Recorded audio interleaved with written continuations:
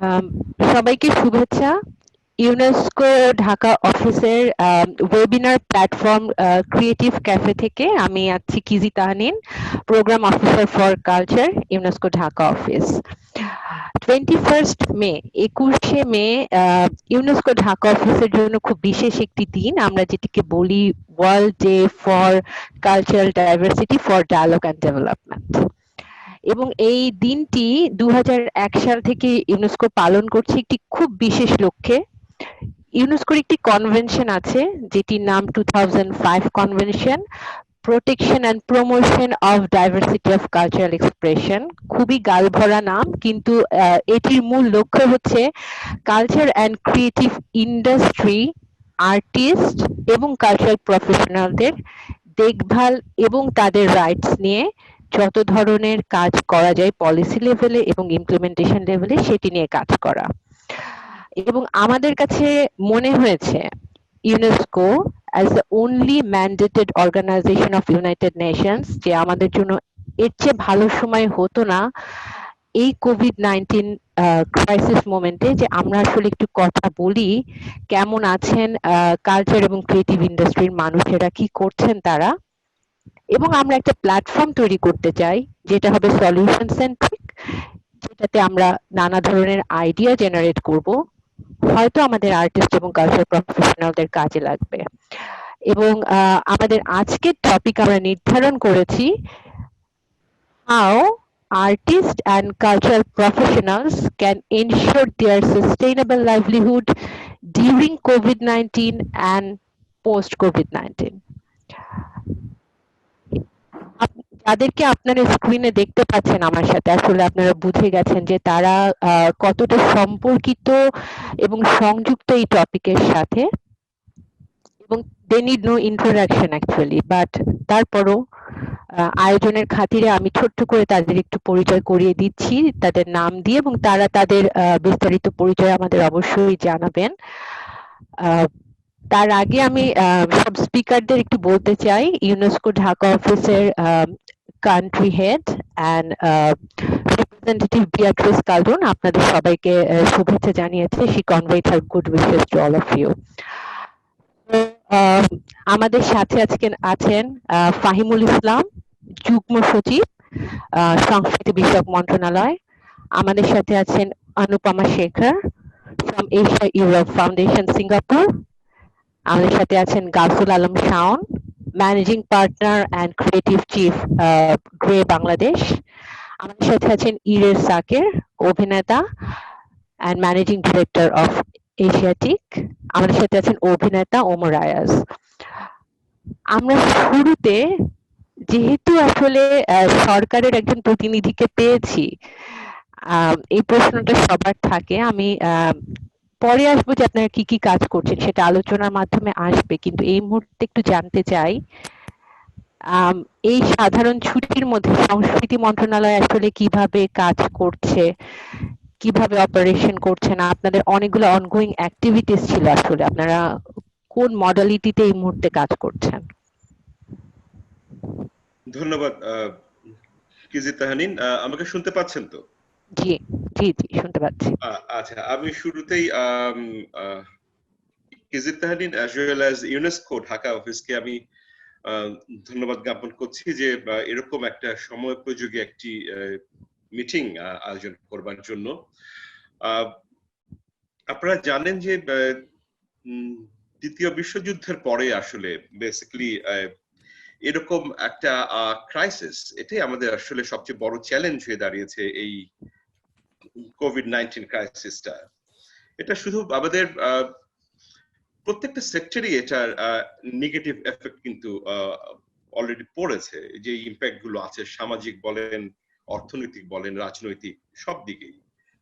আমাদের জনস্বাস্থ্য ব্যবস্থা, শ্রম বাজার বলেন, অর্থনীতি যেটা বলেছি আগেই, যোগাযোগ, পরিবেশ, সব দিকেই। একইভাবে আমাদের এই কালচারাল সেক্টর, আমাদের সাংস্কৃতিক অঙ্গনও কিন্তু এর বাইরে নয়। এরকম সিভিয়ারলি এফেক্টেড এর আগে সংস্কৃতি অঙ্গন বাংলাদেশের ইতিহাসে হয়েছে কিনা বা বিশ্বের ইতিহাসে হয়েছে কিনা আমার ঠিক জানা নেই আসলে। তবে এই জিনিসটাকে অ্যাড্রেস করবার জন্য আপনারা নিশ্চয়ই জানেন ইতিমধ্যে গত 22শে এপ্রিল ইউনেস্কো সারা পৃথিবীর ইউনেস্কো সদস্য স্টেট গুলোর সমস্ত কালচারাল মিনিস্টারদেরকে নিয়ে একটা ভার্চুয়াল মিটিং একটা কল করেছিল। ওখানে আমাদের ইউনেস্কোর সদস্য অনেক দেশের কালচারাল মিনিস্টাররা বক্তব্য রেখেছেন। এই কোভিড-19 ক্রাইসিস থেকে এখন এই ইমিডিয়েট কিভাবে আমরা রেসপন্ড করতে পারি, এটা অথবা মিটিগেট করার জন্য আমরা কি করতে পারি, এবং এর পরবর্তী ক্ষেত্রে মানে after math of this crisis what we can do, এগুলো বিষয়ে ওখানে 140টা দেশের বেশি কালচারাল মিনিস্টাররা আলোচনা করেছেন। ওখানকার বিভিন্ন কৌশল নিয়ে ওনারা বলেছেন, আলোচনা করেছেন। যে একইভাবে আমাদের দেশের আমাদের সংস্কৃতি বিষয়ক প্রতিমন্ত্রী এম এ খালিদ এমপি, তিনিও ওখানে বক্তব্য রেখেছেন। তো আমরা যেটা করছি এই মুহূর্তে, উনি যেটা ওখানে বলেছেন, প্লাস আমরা হোয়াট উই মানে ডু অ্যাকচুয়ালি নাও, যে এখন তো আপনারা জানেন যে সাধারণ ছুটি হয়েছে, মানে ঘোষণা চলেছে, এটা 7ম বারের মতো, যেটা আগামী মে মাসের 30th শেষ হবে আপাতত। আমি জানি না এর পরে কি হবে, তবে এট দ্য মোমেন্ট তাই। তো এর সীমিতভাবে খোলা রাখার ঘোষণা হয়েছে যারা এই ক্রাইসিস সঙ্গে সরাসরি জড়িত। আপনি শুনতে পাচ্ছেন কেকিজি? জি, আমি শুনতে পাচ্ছি। আচ্ছা, ঠিক আছে। তো যেটা হলো যে আমরা সেই 18টা মন্ত্রণালয়ের মধ্যে কিন্তু সংস্কৃতি বিষয়ক মন্ত্রণালয় নেই। ধরুন বিদ্যুৎ মন্ত্রণালয়, জ্বালানি মন্ত্রণালয়, অর্থ মন্ত্রণালয়, তারা সরাসরি হেলথ মিনিস্ট্রি, তারা কাজ করছে। সংস্কৃতি মন্ত্রণালয় কিন্তু 18টার মধ্যে নেই। কিন্তু আমরা আমাদের আমাদের এই সংস্কৃতি সেক্টরের, কালচারাল সেক্টরের যারা অসচ্ছল আমাদের শিল্পী আছেন, বিভিন্ন ইন্ডাস্ট্রি, ক্রিয়েটিভ ইন্ডাস্ট্রি যেভাবে এফেক্টেড হয়েছে, এই অবস্থাটার কথা ভেবে কিন্তু সীমিতভাবে আমাদের মন্ত্রণালয়ে কিন্তু কাজ হচ্ছে।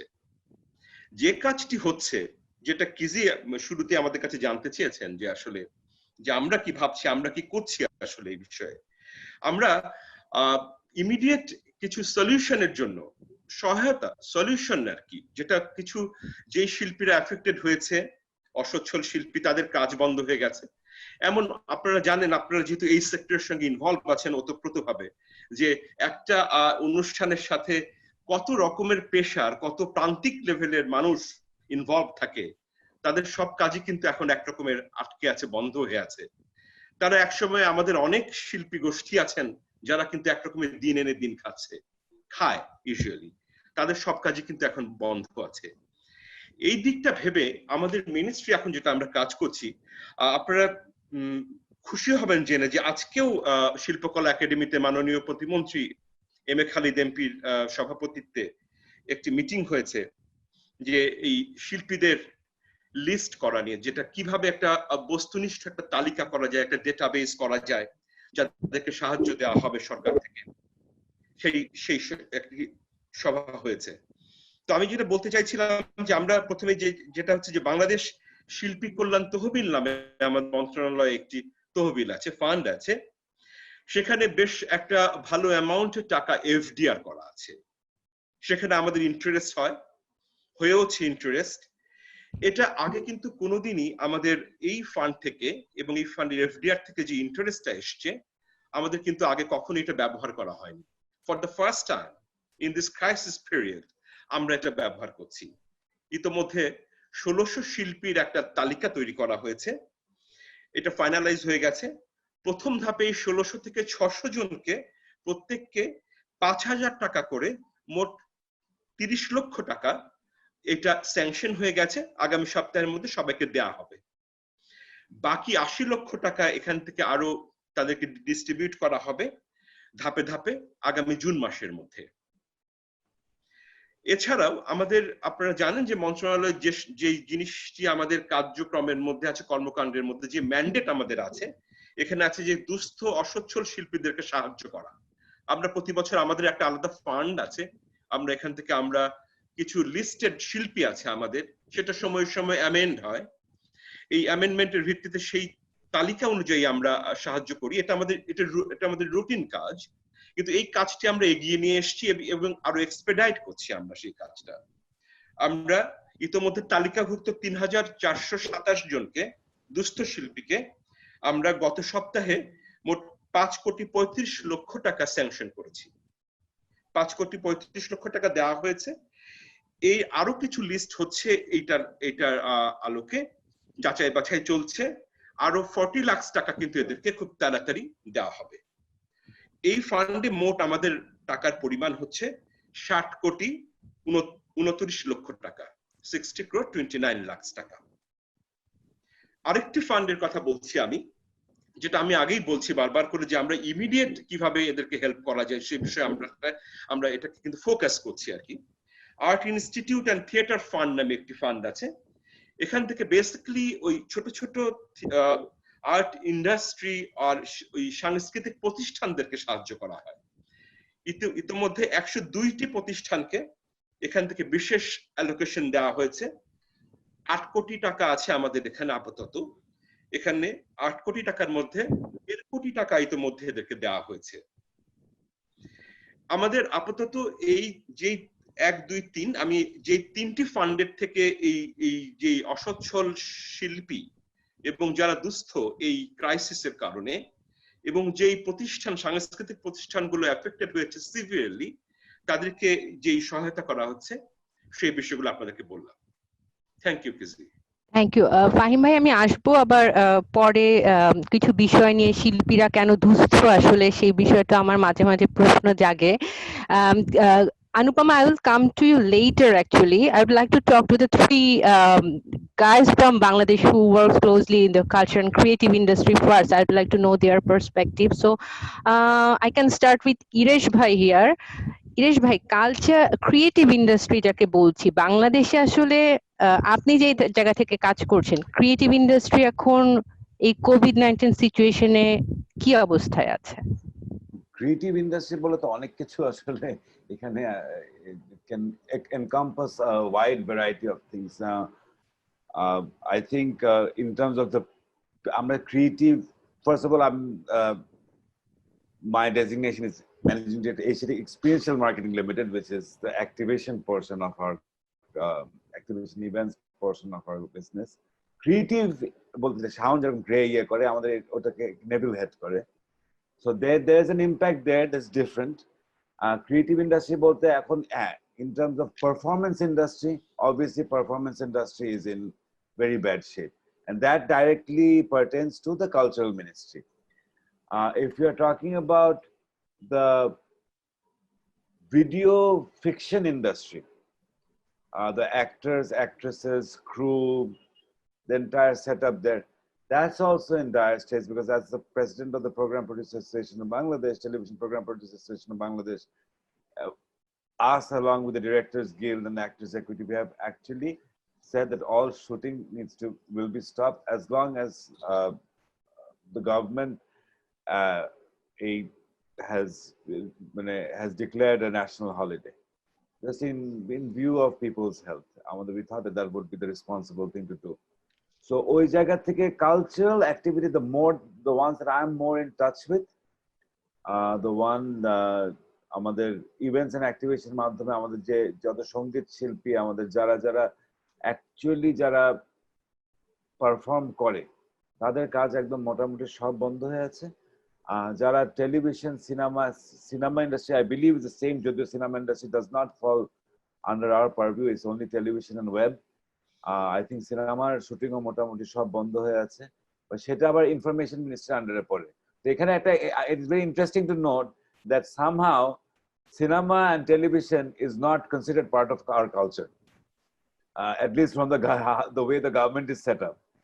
আমাদের music, theater is under culture, cinema and television is under information.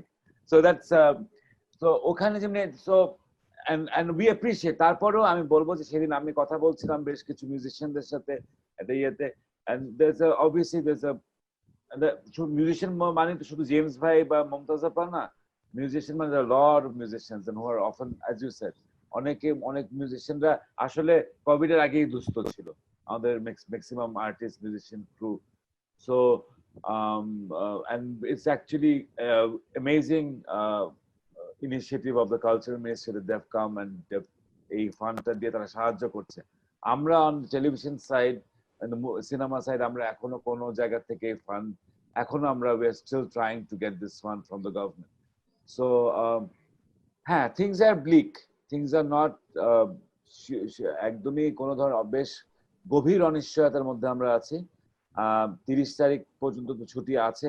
30 তারিখের পরে যখন ছুটিটা খুলবে, আমরা জানি কিছু স্ট্যান্ডার্ড অপারেটিং প্রসিডিওর হয়তো আসবে, যেভাবে আমরা করতে পারি। অলরেডি আমরা WHO থেকে আমরা পেয়ে গেছি যে এভাবে শুটিং করা উচিত। বাট কিজি, আমি জানি আপনি আপনার your family is in this industry as well, somewhat related with this industry. আপনি জানেন কিরকম উচ্ছৃঙ্খল ভাবে আমাদের শুটিং গুলা হয়। এই WHO সব গাইডলাইন্স মেনে আমাদের শুটিং হবে, এটা ভাবার কোনো কারণ নেই। তো আমরা খুবই চিন্তিত যখন এটা, বাট এই ব্যাপারে আসলে আমাদের নিজেদের ব্যাপারে খুব কঠোর হতে হবে।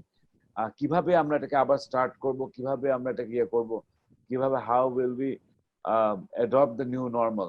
This has to be a collective and a very concerted and determined effort. না হলে জিনিসটা হবে না। এটাই, থ্যাংক ইউ রেশ ভাই। না, আমরা এই বিষয়ে কথা বলবো খুব ইন্টারেস্টিংলি। এই কথাটা আমি বারবার বলি যখনই কোনো প্ল্যাটফর্মের সুযোগ পাই, কারণ আমার বলতে খুব ভালো লাগে সেটা, যে গ্লোবাল ইকোনমির 6.1% জিডিপি আসে ক্রিয়েটিভ ইন্ডাস্ট্রি থেকে, যেটা টেলিকমিউনিকেশন ইন্ডাস্ট্রি থেকে বেশি। 30 মিলিয়ন জব প্রোভাইড করছে, যেটা এশিয়াতে 12.7 million, if I am not mistaken. এই 12.7 মিলিয়ন জব প্রোভাইড করছে। তারপরও শিল্পীদেরকে আমাদের দুস্থ বলতে হচ্ছে, কিন্তু আমরা কোনো দুস্থ কর্পোরেট বা দুস্থ ব্যাংকার কখনো বলি না আসলে। কারণ তার মানে এটা আসলেও ইন্ডাস্ট্রি কিনা, এটা একটু ভেবে দেখার দরকার আছে এখনো। তো আমার প্রশ্ন প্রথমে শাওন ভাই এবং পরে ওমর ভাইয়ের কাছে একই প্রশ্ন, যে আপনারা আসলে কি মনে করছেন যে এই COVID-19 এসে এবং COVID-19 এর পরে যে আসলে ক্রিয়েটিভ ইন্ডাস্ট্রির কি অবস্থা এবং কি হতে পারে? আমরা একটু আশঙ্কা দিয়ে শুরু করি, পরে আমরা পজিটিভ টোনে যাব। ধন্যবাদ কিজি, ধন্যবাদ সবাইকে। আমি আজকেই বোধহয় বলছিলাম যে ইরিশের সাথে আমার সারা জীবনে এতবার দেখা হয় নাই যতবার জুমে আর টিমসে দেখা হয়। সো এরকমই হয়ে গেছে জীবনটা এখন আর কি। বাট ইটস ওকে, মানে আই ডোন্ট মাইন্ড, দেখা হওয়াটা জরুরি। আস্তে আস্তে আমরা আধুনিক হচ্ছি, ভার্চুয়ালি সবাই বেঁচে থাকবো আস্তে আস্তে করে, সেরকমই হবে বোধহয়। তবে আমার যেটা মনে হয় পার্সোনালি, সেটা হচ্ছে কি যে শিল্পীরা আসলে খুব কষ্টে আছে। মানে আজকে আবারও ইরেশের মতো ক্রিয়েটিভ ইন্ডাস্ট্রি আসলে অনেক বড়। আমরা কাজ করি বিজ্ঞাপনে, কমিউনিকেশনে, সেটা যেরকম ভাবে ক্রিয়েটিভ ইন্ডাস্ট্রি। আবার অভিনয় যারা করেন তারাও ক্রিয়েটিভ ইন্ডাস্ট্রি, যারা নাচ করেন, গান করেন, যন্ত্রীরা যারা আছেন, যন্ত্রশিল্পী যারা আছেন, যারা পেছনে কাজ করেন, সাউন্ড ইঞ্জিনিয়ার্স, ক্যামেরাম্যান, ডিওপিস, হ্যাঁ, এরা সবাই তো আসলে ক্রিয়েটিভ ইন্ডাস্ট্রির পার্ট, লার্জার ক্রিয়েটিভ ইন্ডাস্ট্রির পার্ট। শাকিব খান হয়তো বা কালচারাল মিনিস্ট্রি থেকে ওই সহায়তা পাবে না, কিন্তু তথ্য মন্ত্রণালয় থেকে 5,000 টাকা পেয়েও যেতে পারে, তার দরকার আছে কিনা জানি না। আচ্ছা, এখন কথা হচ্ছে গিয়ে যেটা খুব জরুরি বোঝা, সেটা হচ্ছে কি যে শিল্পীদের সমস্যাটা কোথায়। একটা খুব ইন্টারেস্টিং কথা বলেছে এখানে ইরেশ, যে 30 তারিখের পরে যদি খুলে যায় বাংলাদেশ, তাহলে কি হবে, কি করব আসলে আমরা। এখন আমার খুব মনে হয় কি যে এই যে এখন বন্ধ হয়ে আছি, এই যে একটা মিডল ক্লাস ন্যারেটিভ আছে যে ঘরে থাকতে হবে, কোথাও বের হওয়া যাবে না। আবার যাদের জন্য বলা হচ্ছে তারা আবার তাদেরকে বের হতেই হচ্ছে, যারা গার্মেন্টসে কাজ করে, যারা রিক্সা চালায়, তাদের কিছু করার নেই। আবার ব্যাংকার্সরা, তারা কি করবে? তাহলে মিডল ক্লাসের যে ন্যারেটিভ, স্টে হোম, বের হওয়া যাবে না, কি করছে লোকে, দেশটা পাগল হয়ে গেল, এরা কি মানুষ নাকি, কেন বের হচ্ছে? আমি এখানে I would just stop you and say that I think it's more of an upper middle class narrative, not a middle class narrative, because I think Bangladesh's middle class and lower middle class safety net is not strong enough for this to be middle class. সেটাই, মানে উচ্চ মধ্যবিত্ত কিংবা উচ্চবিত্ত যারা আর কি, তাদের উচ্চবিত্ত তো টেনশন আসলে ব্যবসা নিয়ে বেশি। সো উচ্চবিত্ত আবার একরকম ভাবে বলবে যে ব্যবসাটা খুলতেও হবে, আবার সেটাও জরুরি একই সাথে আর কি, parallelly. But what I'm trying to say যে এখানে কিন্তু আসলে কোনো একটা ন্যারেটিভ নাই, কিন্তু আমি যেটা বুঝি, যেটা আমি খুব পরিষ্কার ভাবে বুঝি, সেটা হচ্ছে কি এক ধরনের একটা পার্সোনাল হাইজিন প্রোটোকল লাগবে, যেটা আমি মেনে চলবো, ইরেশ মেনে চলবে, অনুপমা মেনে চলবে, ফাহিম ভাই মেনে চলবে। সেটা একটা পার্সোনাল হাইজিনের ব্যাপার আছে, সেটা একটা প্রোটোকল খুব জরুরি। একই সাথে প্যারালালি একটা প্রাতিষ্ঠানিক হেলথ প্রোটোকল লাগবে, যেটা গ্রে কি করছে, এশিয়াটিক কি করছে, কালচার মিনিস্ট্রিতে ঢোকার সময় লোকে কি করে ঢুকবে, সেটা কি করছে। এবং এই দুটো যদি আমরা প্রপারলি হ্যান্ডেল করতে পারি, তাহলে আমাদের এই বাড়িতে বসে থাকা যে আননেসেসারি ইগনোরেন্ট ফিয়ার, এটার কাজ করবে না। কারণ বাড়িতে বসে থাকাটা ক্যানট বি এ সলিউশন, কিন্তু সেটা আবার করাও যাচ্ছে না, বাড়ি থেকে বেরোনো যাচ্ছে না, বিকজ আমাদের পার্সোনাল হেলথ প্রোটোকল কিংবা প্রাতিষ্ঠানিক হেলথ প্রোটোকলের কোনো প্রপার কম্বিনেশন নাই। So that is the mix really. Now coming back to শিল্পী ডিসকাশন, যেহেতু শিল্পীরা জেনারেলি একটু সেন্সিটিভ হয়, সংবেদনশীল হয়, তাই দেখা যায় যে যখন তাদেরকে বলা হয়েছে ঘরে থাকুন তাহলে সমস্যা হবে, তারা কিন্তু কেউ বেরোচ্ছে না। এখন বের হচ্ছে না বলে কি হচ্ছে, তাদের কামাই কার্যি বন্ধ, পয়সাটা পাচ্ছে না। এখন ওকে যখন আমি 31 তারিখের পরে বলবো যে ঈদের ছুটি শেষ, করোনা বাড়ি চলে গেছে, এখন তুমি বেরো, তখনও বেরোতে যাবে না, বিকজ ও তো প্রিপেয়ার্ড না আসলে। সো আজকে যখন আমি বসে আছি 18-19 তারিখ মে মাসের, আমি জুনের ফার্স্ট উইকের কথা বলছি, তখন আসলে এই মেন্টাল সেট আপ চেঞ্জের যে গল্পটা, সেটা ইমিডিয়েটলি শুরু করতে হবে। এটা খুব প্রয়োজনীয় বলে আমি মনে করি। আদারওয়াইজ কিন্তু জুনের 5 তারিখেও বের হবে না, আর বের হলেও সব উল্টো পাল্টা করে ফেলবে। স্যানিটাইজার দেবে নাকি, মাস্ক পরলে কোনটা পরবে, N95 পাচ্ছে না, নানান রকম সমস্যা হবে। ব্লিচিং পাউডার কি পায়ে দিতে হবে কিনা, নাকি না দিলে ঢুকতে পারবো না, এরকম নানা রকমের কনফিউশন তৈরি হবে। সো আমার কাছে মনে হয় পেছনে অনেক কাজ রয়ে গেছে, এবং এটার কারণে কিন্তু আমরা দেখতে পাচ্ছি মেন্টাল হেলথে হিউজ প্রেশার পড়েছে আজকে এসে, সেটাও একটা ঝামেলা হয়েছে। যেমন ওটা একটা বড় বিষয় বলে আমি মনে করি। দ্বিতীয়ত একটা খুব জরুরি বিষয় যেটা আজকেই করেছি, ইরেশ জানে খুব ভালো করে, আজকে আমরা অ্যাডভার্টাইজিং অ্যাসোসিয়েশন অফ বাংলাদেশ থেকে আমরা একটা ভার্চুয়াল প্রেস কনফারেন্স করেছি আমরা, with the press and television channels and everybody. I was present there. আমি আসাদুজ্জামান নূর, রামেন্দ্র মজুমদার, সানাউল আরিফিন এবং মুনির আহমেদ খান, আমরা 5 জন we presented the case to all the journals and electronic media and online media and press media, all of them. এবং আমরা বলেছি আসলে যে সরকারের কাছে আমরা চিঠি দিয়েছি আসলে যে আমাদের হেল্প দরকার, সাপোর্ট দরকার। এখন সাপোর্টটা যখন বলি আমরা, তখন কিন্তু বোঝা খুব জরুরি এই সাপোর্টটা, যেটা ফাহিম ভাই একটু আগে বলছিলেন, এই সাপোর্ট কিন্তু আসলে ইরেশ জাকের কিংবা আসাদুজ্জামান নূর কিংবা শাকিব খানের খুব প্রয়োজন নাই। আসলে প্রয়োজন ওই মানুষটার যে ঘরে ঘরে গিয়ে তবলা বাজানো শেখাতো এতদিন ধরে, শিখিয়ে ওর মাসে 5,000 টাকা পেত, ওটা দিয়েও সংসার চলতো, ওই লোকটার আসলে দরকার আসলে। সো আমাদের ইন্ডাস্ট্রির ক্ষেত্রে কিন্তু ইকুয়ালি ট্রু। আমাদের যারা ডেইলি ওয়েজ আর্নার্স, যারা উইকলি ওয়েজ আর্নার্স, যারা প্রজেক্টে কাজ করে, আসলে স্যালারি নেই, তাদেরকে আমাদের সাপোর্টটা দিতে হবে সবচেয়ে বেশি। এখন আমাদের ইন্ডাস্ট্রির প্রবলেম হয়ে গেছে, যেহেতু আমরা অনেক কিছু কাজ করি ক্রেডিটে, অনেক ক্যাশ ফ্লো আমাদের কাছে এখন নাই। এই ক্যাশ ফ্লোটা কিভাবে ইনশিওর করা যায়, আমরা বিল কিভাবে কালেক্ট করতে পারি।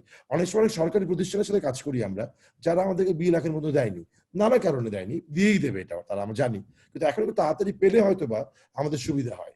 সো এটাকে তো অনেক লেয়ার্স আছে আর কি, যে কি কি হেল্প ইমিডিয়েট, কোন হেল্পটা মিড টার্ম, কোন হেল্পটা আসলে লং টার্ম। এইটা একটা। আরেকটা ব্যাপার যেটা আমার কাছে জরুরি মনে হচ্ছে, when I look back at artists again, as Iresh says, Keiji খুব ভালো করে জানো যে আমাদের ফ্যামিলির কি অবস্থা আর কি। সো knowing those people, ওরা হোয়াটসঅ্যাপ কি জিনিস শিখেছে 2 দিন আগে, the famous Tagore singer, Rabindrasangeet শিল্পী আর ফেমাস কত্থক ডান্সাররা, এরা আসলে এখনো ঠিক হোয়াটসঅ্যাপ জানে না, জুমে কিভাবে মিটিং করতে হয় জানে না আসলে। শিখছে তো না, বাট এখানে খুব ভেরি ক্লিয়ার করা হচ্ছে যে সাউন্ড ক্লিয়ার করতে, you are talking specifically about Sadi মামা এন্ড শিবলি মামা and Shibli Muhammad, যে শাওনের আপন মামা, so he is not talking in general about Tagore singers and ইয়ান্স। আমি মনে করতে পারতি ওদের কিন্তু না, আমি যেটা বলার চেষ্টা করতেছি সেটা হচ্ছে কি, যে একটা বয়সের পরে গিয়ে শেখাটা একটু স্লো হয়ে যায়, it's not easy to adapt really.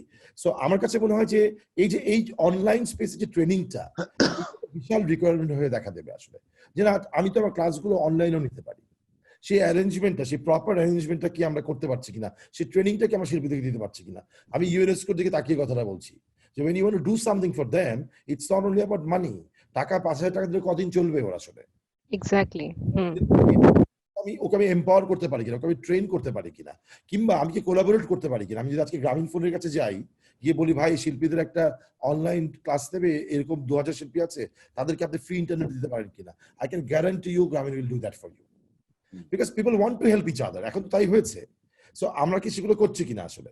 So ওটা একটা অনেক বড় দিক আমার কাছে মনে হয়। মানে একটা হচ্ছে কি মেন্টাল সেট আপ চেঞ্জ করা, মাইন্ডসেট চেঞ্জ করা, মেন্টাল হেলথ টেক কেয়ার করা। একটা হচ্ছে কি টেকনোলজিক্যাল ট্রেনিং এবং কোলাবোরেশন এবং ক্রস প্রমোশনস এর অ্যারেঞ্জ করা। এবং আরেকটা জিনিস হচ্ছে গিয়ে, আমি সেদিন দেখছিলাম, আমার সাথে ফারজানা রূপার কথা হচ্ছিল 71-এ, ও বলছিল যে এই মুহূর্তে জার্নালিস্টরা যে ইনসেসেন্টলি এবং রিলেন্টলেসলি কাজ করে যাচ্ছে উইদাউট মাচ অফ হিকআপ, তার একটা বড় রিজন হচ্ছে কি, ওরা শুরুতেই ওরা একসাথে একাট্টা হয়ে ওদের মেডিকেল সাপোর্ট সিস্টেম কেমন হবে, কেউ যদি অসুস্থ হয়ে যায় তাহলে কি করে কোথায় যাবে, কি করে টেস্ট হবে, কি করে 14 দিনের কোয়ারেন্টাইনে চলে যাবে, এই সিস্টেমটা বিউটিফুলি ওয়েল ডেভেলপড। আমাদের শিল্পীদের ক্ষেত্রে কিন্তু সেটা সত্যি না। আমাদের শিল্পীরা জানে না কালকে কোভিড পজিটিভ হলে কোথায় যাবে, ও কি ওষুধ খাবে, কাকে ফোন দেবে, কি বললে হবে। এটা কিন্তু টাকার সাথে কোনো সম্পর্ক নেই। But are we doing that? That's much more important than money. So আমার কাছে মনে হয় এগুলো অনেক ইম্পর্টেন্ট ডিসকাশন। এই ডিসকাশনগুলো খুব জরুরি হয়ে যাবে। আর মানে সো আমার কাছে মনে হয় যে এই পুরো বিষয়টাকে একটা হোলিস্টিক্যালি দেখার প্রশ্ন রয়ে গেছে as a part of the total narrative. So সেটা বোধহয় দেখতে হবে আমাদেরকে। থ্যাংক ইউ শাওন ভাই।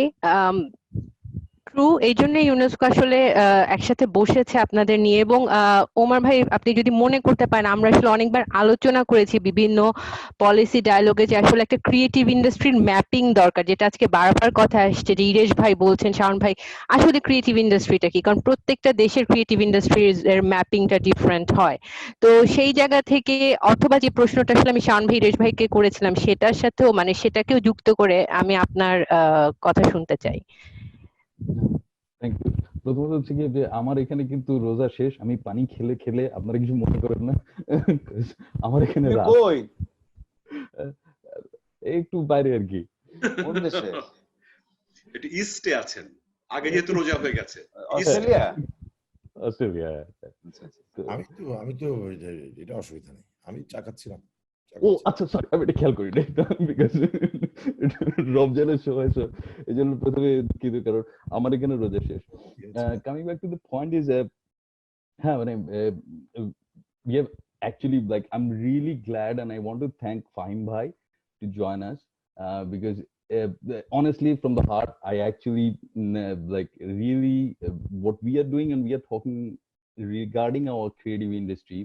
You're the person who can actually guide us and who can actually help us regarding policy.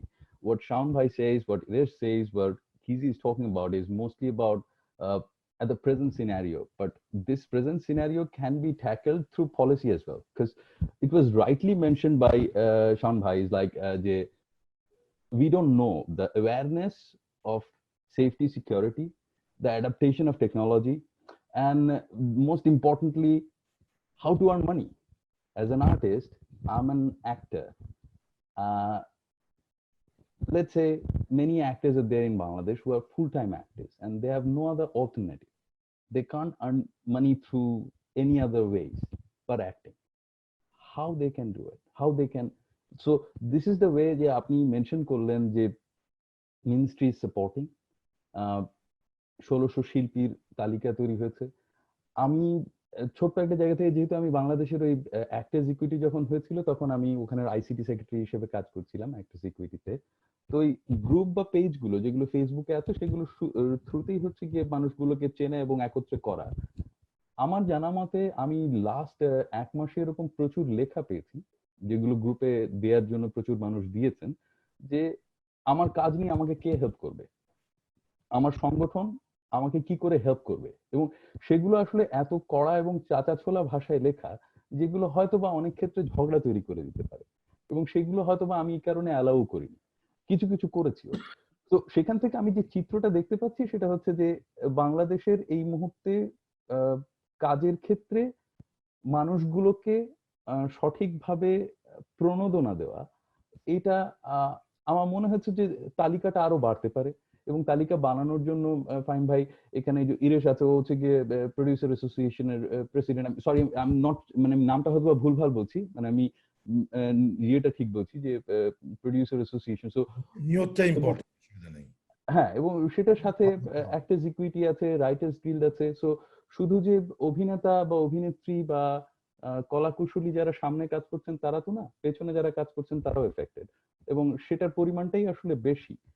যারা টেকনিক্যালি কাজ করছেন, যারা লিখছেন, যারা লাইট ধরেন, যাদের ডেইলি ওয়েজ আর্নার, তো তাদের ইনফরমেশনস গুলো আসলে আপনার পর্যন্ত পৌঁছানোটা, আমার মনে হয় সংগঠনের সাথে একটা বিশাল ভূমিকা আছে এখানে রাখার। তো সেটা ওই বিষয়ে আমি শিওর ইরেশ অনেক বেশি বলতে পারবে, যে এই মুহূর্তে আসলে ওই ধরনের কোনো কোলাবোরেশন হয়েছে কিনা, যে আপনাদের যে ফান্ডটা আছে সেই ফান্ডটা পেতে পারি কিনা। কারণ আমি বাসায় বসে তো এখন একটাই কাজ হচ্ছে মগজের ব্যায়াম করা আর কি, যতটুকু ইনফরমেশন যেখান থেকে পাওয়া যায় নেয়া।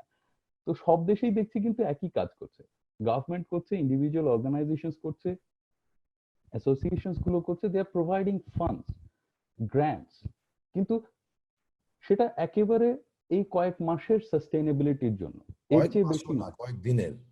অ্যাবসলিউটলি শান ভাই। সো এই জায়গায় আসলে এটাকে লং টার্ম বেসিস, কারণ এই ধরনের সিচুয়েশনস আসার পরে শান ভাই যেটা বলছিলেন খুব রাইটলি মেনশন, যে আফটার 1st জুলাই বা জুন কাউকে মাঠে নামানো, মানে মাঠে নামানো যাবে কিনা সেটাও একটা বিষয়, কারণ অনেকে নামতেও চাইবে না ভয়ের কারণে, কেউ কেউ চাইবে, কেউ কেউ চাইবে না, আবার একটি দ্বন্দ্ব তৈরি হবে। এবং আমি বাংলাদেশের সিচুয়েশন অনুযায়ী জানি যে এই ধরনের দ্বন্দ্ব অলরেডি তৈরি হয়েছে আমাদের কালচারাল অঙ্গনে, বিশেষ করে শুটিংকে কেন্দ্র করে। তো সেই জায়গায় অ্যাওয়ারনেসটা আসলে যেরকম জরুরি, সাথে মনে হয় একটা দিক নির্দেশনা খুব জরুরি, যে আমরা আসলে এই মুহূর্তে কি করতে পারি, কি করে পয়সাটা আর্নও করতে পারি, and at the same time দিতেও পারি, সাহায্য ক্ষেত্রে সাহায্য নেওয়া, আর কাজ করে সেটার থেকে পয়সা উপার্জন করা। এবং আমার মনে হয় digital media is the only way out নাওয়াডেজ, এবং হোল ওয়ার্ল্ডই তাই করছে। আমরা আমাদের দেশের থেকে আর্টিস্টদের সে ধরনের কোনো প্রণোদনা, শুধু পয়সা দিয়ে তো না, এক ধরনের ইনিশিয়েটিভ কিজি ইউনেস্কো থেকে চালু করেছিল, যে আর্টিস্টরা how to be creative at home, so that can be a starting point. কিন্তু এটার সাস্টেইনেবিলিটিটা আনার জন্য যদি এরকম Grey, Asiatic, actors, producers guild, producers association and cultural ministry, can they initiate something on the digital media, যে there is a competition or whatever, some initiative, যে ইনিশিয়েটিভের থ্রুতে আমরা কাজ করতে পারবো, হয়তো বা আমাদের ঘরে বসেই সেই কাজটা আমরা করতে পারবো, এবং সেটাকে স্বীকৃতি দেওয়া, যে স্বীকৃতির থ্রুতে তাদেরকে অর্থ সাহায্য এবং আর্নিং এর সুযোগ করে দেওয়া। কারণ এখন বাংলাদেশে আমার মনে হয় যে এই ধরনের ইনিশিয়েটিভ গুলো এই মুহূর্তে দেখি, হয়তোবা কারো মাথায় আছেন, এখনো হয়তোবা সামনে আসবেন, এই মুহূর্তে দেখতে পাচ্ছি না। এবং আমার জানা মতে এখানে এই গ্যাপটা পূরণ করার ক্ষেত্রে হয়তোবা পলিসিটাও অনেক ক্ষেত্রে হেল্প করে, যদি কেউ প্রণোদনা দেওয়ার ক্ষেত্রে বলেন, বা সামনে মানুষকে কাজ করতে আসার জন্য সুযোগ করে দেওয়া। এবং সেই প্ল্যাটফর্মটা আসলে কোন ধরনের প্ল্যাটফর্ম থেকে আসবে, সেটা এইখানের যারা মানুষজন আছেন তারা definitely they are well qualified এবং to understand how to do that. এই ধরনের যদি কিছু আসে, কারণ শুধু প্রণোদনা দিয়ে 5,000 টাকা দিয়ে হয়তোবা সত্যি কথা হচ্ছে মিনিস্ট্রি বা দেশের জন্য অনেক বড় টাকা হয়ে যাচ্ছে, কারণ সংখ্যাটা তো অনেক বেশি, জনসংখ্যা বেশি, কিন্তু একজন মানুষের জন্য ওটা আসলে কতদিনের সাস্টেইনেবিলিটি, তো সেই জায়গায় একটা প্রসেসের মধ্যে আনানো যায় কিনা। আমি সেদিন একটা আর্ট কাউন্সিলের ডিসকাশনের মধ্যে ছিলাম, এখানে তো তারা দেখছিলাম যে অনলাইনে দে আর অ্যাকচুয়ালি কোলাবোরেটিং, যেটা হচ্ছে গিয়ে they are earning money through various kinds of film promotion and film showing, অর্থাৎ তারা ফিল্মের শো ডিজিটালি করছেন ফর দ্য টাইম বিং, এবং এই প্ল্যাটফর্মটাকে তারা ডিজিটাল মিডিয়ার থ্রুতে তাদের টার্গেট অডিয়েন্সে ফ্লোট করাচ্ছেন, এবং ওখান থেকে পয়সা আর্ন করে যেটুকু আসছে সেটা তারা দেওয়ার চেষ্টা করছেন মানুষজনকে। আমি এই ধরনের ইনিশিয়েটিভ গুলো মনে করছি যে, যেহেতু কিজি আমাকে যে প্রশ্নটা করেছিলেন সেটা হচ্ছে যে এই মুহূর্তে আসলে কি করা যেতে পারে আর্টিস্টদের, আমার মনে হয়েছে এই মুহূর্তে আমাদের বাংলাদেশের আর্টিস্ট হিসেবে আমরা সত্যি বেশ ঝামেলায় আছি, এবং মেজরিটি তাই। আমাদের সব জায়গায় পয়সার আমি ঘাটতি দেখতে পাচ্ছি। যারা হয়তোবা যারা বড় বড় স্টার আছেন, যারা প্রচুর অর্থ উপার্জন করেন এমনিতেই, তারা হয়তোবা কম ঝামেলা আছে, কিন্তু যারা ক্যারেক্টার চরিত্র অভিনয় করছেন বা করছেন, এবং তাদের হয়তোবা মাস গেলে 5 দিনই শুটিং থাকতো, সেই মানুষগুলোর জন্য আমরা কি আসলে কোনো কাজ করছি কিনা। তো এই ধরনের initiative can help, and at the same time definitely আমার মনে হয় যে যে প্রশ্নটা, যে জায়গাটা বলছেন যে creative industry mapping, আমরা চেষ্টা করলাম with Anupama and with Paim Bhai, so we did last year, we tried to at least the point has started, and thanks to cultural ministry, thanks to UNESCO, Anupama, like we all work together to make a point like, yeah, we need data and we need information, and at the same time that can, and Sean Bhai was there as well, unfortunately I think Irish was very busy back then, so yeah, so that industry infrastructure তৈরির ক্ষেত্রে যে কাজটা আমার মনে হয় সেটা একটা starting point হিসেবে শুরু হতে পারে, এবং তার পরবর্তীতে এই কালচারাল ম্যাপিং এর কাজটিতে UNESCO and collaboration with Bangladesh government can, মানে ইটস ভেরি ইম্পর্টেন্ট। আজকের জন্য তো অবশ্যই খুব দরকার ছিল, আমি যেরকম যখন ইউনেস্কো থ্রুতে ফটোগ্রাফি ইন্ডাস্ট্রির ম্যাপিংটা করছিলাম, সেই ম্যাপিং এ আমি কিন্তু খুব স্পষ্ট করে দেখতে পেয়েছিলাম যে ওখানকার চেহারাটা কি, এবং সেই চেহারার মধ্যে কিন্তু অবশ্যই পয়সা যেরকম জড়িত ছিল, অর্গানাইজেশনস গুলো was very much identified, and at the same time the key persons were identified to communicate with, to collaborate. And I think Kizi definitely has had that success of that. Like, you have been able to introduce masterclass, you have been able to gather people in the photographic industry and help them as well to get the exposure, international exposure and the local exposure. So mapping can help, especially this crisis moments, এই moment গুলোতে এটা খুব দরকার। ফাহিম ভাই আরো ভালো বলতে পারবেন যে ভবিষ্যতে এই ধরনের কাজের ক্ষেত্রে বা এই ধরনের প্ল্যাটফর্ম গুলোর মাধ্যমে কোনো না কোনো ভাবে কি এই মুহূর্তটার জন্য কোনো কাজ বের করা যায় কিনা, আর সেক্ষেত্রে ভবিষ্যতের জন্য ম্যাপিং করার কোনো স্কোপ বা ইন্ডাস্ট্রি আইডিয়া কালচারাল মিনিস্ট্রি আছে কিনা। মানে we all know যে আমাদের এখানে film and television is on, and including Anupama, because of that QPR, she has already informed like, yeah, we have two different ministries, and for the cultural, two different parts of the cultural elements and components. But that's not a big hindrance at the moment to initiate any kind of movement or any kind of activity which can actually support people, and support people who are working, who wants to work. Regarding health issue, বাংলাদেশের এই বিষয়ে বলার মতো যোগ্যতা নেই, কারণ এটা আসলে বলে কোনো লাভ আছে বলে আমার মনে হয় না, কারণ প্রতি মুহূর্তেই ফেসবুক, টেলিভিশন, সব জায়গায় এইসব নিয়ে WHO গুগল করলেই পাওয়া যায়। মানুষ দেখছেন, জানছেন, কিন্তু হয়তোবা প্রাণের তাগিদে, জীবিকার তাগিদে মানতে চাচ্ছেন না বা মানতে পারছেন না। তার চেয়ে বড় বিষয় হচ্ছে যে এই বিষয়ে খুব একটা বেশি মেনে ভাবছেন যে লাভ আছে কিনা। আমি আজকে এখন আমার হাইজিন মেনটেন করলেই আমি বেঁচে যাব, এর কোনো নিশ্চয়তা উনি ভাবছেন বা মানুষ ভাবছে যে পাবে না। তো সেই জায়গায় অ্যাওয়ারনেস এর health ministry is there, I am sure they are doing really good job, চেষ্টা করছেন নিশ্চয়ই। 16-17 কোটির দেশকে ম্যানেজ করা একটু মুশকিল, আমি আশাবাদী।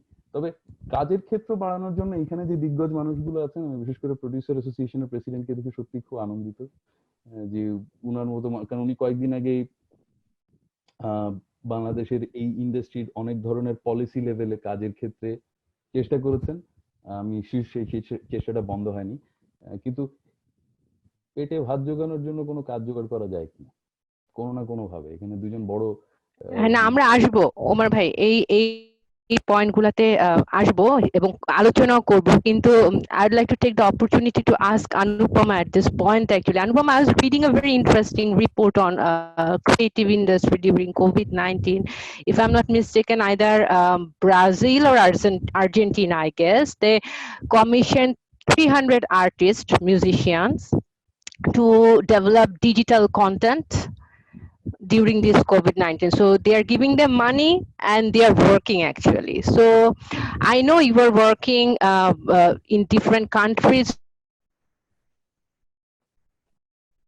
to develop their cultural policy, to promote creative industries. So what is the global situation actually? We are talking about Bangladesh a lot, but what is the global situation? And if you'd like to mention a few good practices as well from other countries, that will give us some inspiration. Thank you, Kizi.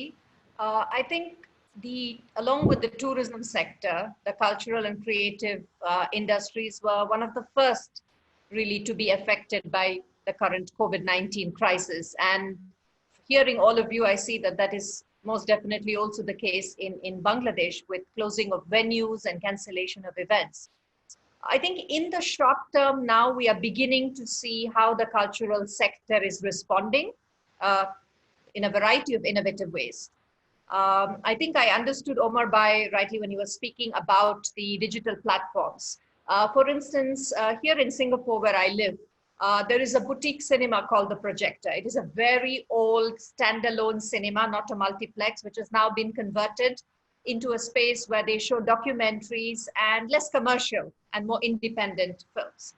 They have migrated now into the digital space, but they don't offer anything for free. They ask you for the price of a ticket as they would if you went physically and saw the film. So for those of us who can afford it, they strongly encourage you to buy. but they're also offering a few free tickets to those who would otherwise not be able to access the arts. And through this, in the last few months, I think a lot of people have seen some very, very interesting work from across the world, while the projector as well as the artists have also managed to make some money. So their livelihoods have also been protected, though the cinema itself is physically shut. So I think the sector is adapting. Another example is that many cultural venues across the world, they are not giving the ticket refund for cancelled arts events. Instead, they're offering other types of vouchers to the public. In fact, in Italy and Germany, now the law has been actually amended to allow cultural venues to do this. Why? Because this way the artist will still be paid for their show that was cancelled at the last minute due to COVID-19. And the public who are able to afford it make this contribution. So once again, it's a perspective from the livelihood angle. I think what we are seeing now are really short-term measures because we are just 2 or 3 months into this crisis. And I think over the next year, we will really have to start thinking about long-term measures for sustainability because these examples are small examples. They do not solve the sustainability problem. On the other hand, if we turn towards the public sector and see what has the public sector been doing for the arts, again, we see a whole range of interesting examples. Some are, of course, economic benefits, and the others are more about producing work. Some countries have announced economic relief packages. A good example, for instance, from Europe is the Netherlands. So they have announced 300 million euros as a package to cover all sectors of the cultural and creative industries. This will look at infrastructure, it will look at festivals, theaters, major cultural initiatives. In other countries, we see that there are steps being taken to protect the employment rights of artists. We know that most of the artists and cultural professionals, they are freelancers. They do not have full-time jobs. They are working with temporary contracts. In Belgium, for instance, they have amended the unemployment benefit law so that artists or cultural professionals who are working freelance or who have very small temporary contracts, they can also actually claim unemployment benefits now. Usually this is limited to those who have full-time jobs. So this is again another sort of interesting example. Some countries are offering grants to cover cost of living of artists. So this is, I would say, a more rare measure because many freelancers have lost all their income for a few months, but they still have to pay rent, eat food, and if they have families, they have to pay fees and take care of other expenses. In Croatia, they have set up a special crisis fund to cover purely cost of living. Similarly, in Austria, the government has set up a hardship fund, once again dedicated to cost of living. Another interesting example from Germany, this is the KWF Development Bank in Germany. They are actually offering instant and interest-free loans, not only to arts organizations, but also to individuals, to freelancers, those who are registered as artists. So this is again, in terms of an immediate cash flow problem, with no collaterals to be able to receive some money to tide you over. Again, as a short-term measure, it's interesting. I think one thing we are beginning to see across the board from many countries is wage subsidies. I live here in Singapore where the government has offered employers up to 75% of the salary of cultural professionals who are Singaporean. So this is mainly because they want the cultural sector and cultural workers to retain the jobs and not to start firing or retrenching cultural workers. And the government supports the employers to do that. When we turn towards production of projects or producing of artworks, again, we are beginning to see interesting examples. In the city of Cologne in Germany, the city government has now set up a 3 million euro emergency fund for free culture. So they are encouraging individuals as well as arts organizations to apply to create completely new works, but then to offer them for free to the public to have a look. And I suppose most of this will be digital work given the times that we are living in. The Singapore government has also announced a digitalization fund. So they are offering grants for two things. One is to take some of your old productions, digitalize them, and make them available online, because then you can reach new audiences, because for the next few months, perhaps we will not be able to see live shows. On the other hand, they're also encouraging people to apply for this fund to create completely new works, so that the work of creating continues. Another interesting example that I found from France was about information and advice. I think these are very unsettling time for artists, especially freelancers or small and medium-sized enterprises in the arts. And France has set up an information and assistance center, so anybody can call in and seek professional advice about how they could get through the crisis. And this is something I think I've seen in the last weeks that Singapore has also started. It's a sort of a counseling service to provide professional advice. And last but not the least, I think one interesting trend that I see is that there is increasingly grants being offered for training and upskilling. This is a sort of a slow phase. We have all accepted it, but why not use this to upgrade our skills? Once again, I'd like to share an example from Singapore, where they have a Skills Future program. And now the government is offering cultural professionals up to 90% subsidy on the course fee, so that they can use this time to learn something new, or to also upskill their digital skills. So I think we're beginning to see a variety of measures, but all of them are very much short-term, for 2 months, 3 months, 6 months. And I think one of the big questions that I'm sure all of you have also been talking informally with others in the community is about long-term sustainability of the cultural sector. And perhaps the fundamental ways in which we work will have to change. But how are we going to do it? I think this is a conversation we will be having in the coming months. Back to you, Kizzy. Thank you, Anupama. Yes, so আসলে আমরা যেটা আলোচনা করছিলাম অনেকক্ষণ ধরে, এবং আমার মনে হয় যে প্রথমে শাওন ভাই বললেন ইউনেস্কোর ক্যাপাসিটি বিল্ডিং সাপোর্টের কথা, ওমর ভাই মেনশন করলেন ফটোগ্রাফির কথা। আমি জাস্ট শেয়ার করি ছোট্ট করে যে আমরা আসলে কি করলাম, কারণ আমাদের আজকের টপিকটা কিন্তু আর্টিস্ট এবং ক্রিয়েটিভ প্রফেশনালরা আসলে ডিউরিং কোভিড এবং আফটার কোভিড সাস্টেইনেবল লাইভলিহুড কিভাবে এনশিওর করতে পারে। আমরা কিছু আইডিয়াস জেনারেট করি আসলে একসাথে করে, আমরা দেখি কি হয়। আমরা ফটোগ্রাফারদের নিয়ে প্রায় 80 জন, খুব ইয়াং, তাদের তো ফটোগ্রাফি শেখানো ইউনেস্কোর কাজ, সেটা আমরা শিখাইনি, কিন্তু আমার মাস্টার ক্লাসেসটা ছিল